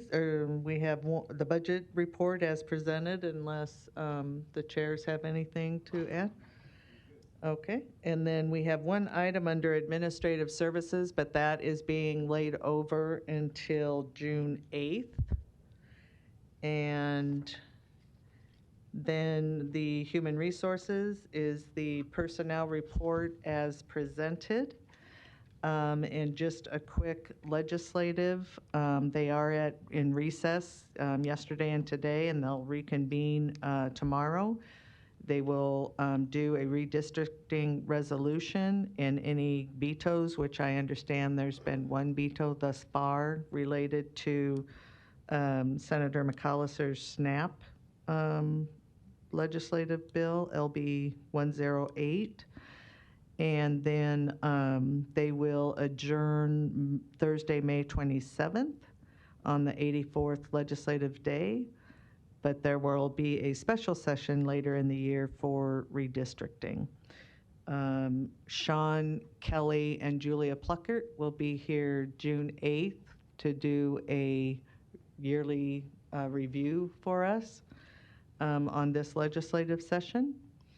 And Marcos and I are working on that spreadsheet so we know what bills did pass and weren't vetoed, but will affect Douglas County in a negative fiscal manner.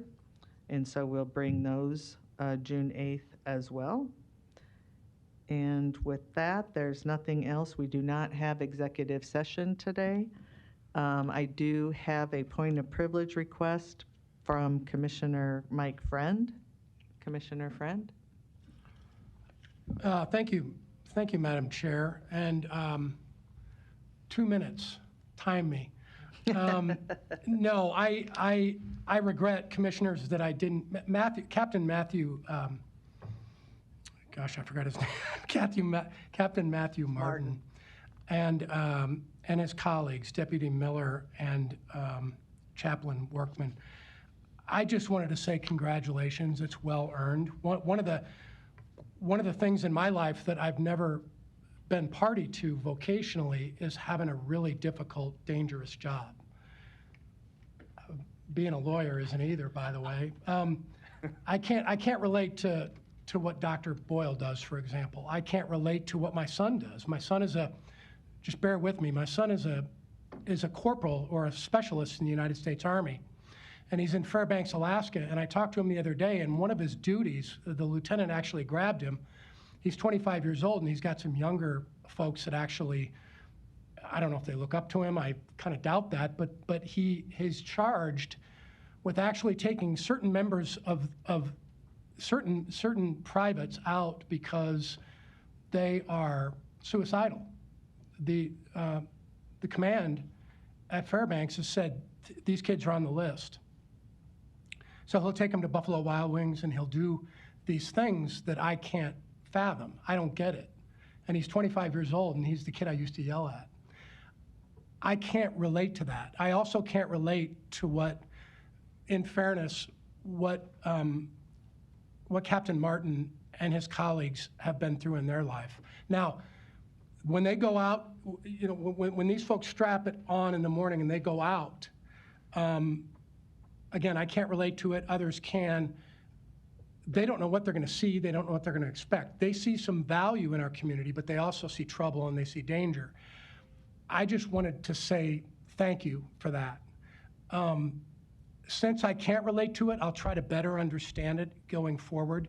I'm 59 years old and I continue to try to better understand it.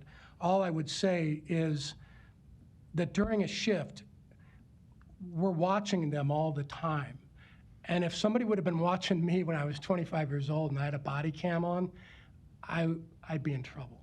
So thank you.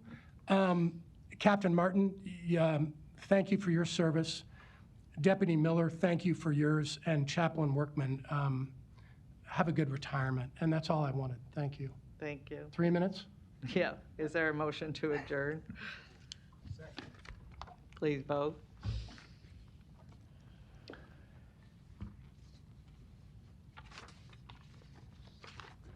And Commissioner Board, there we go. Motion passes 6-0. Recording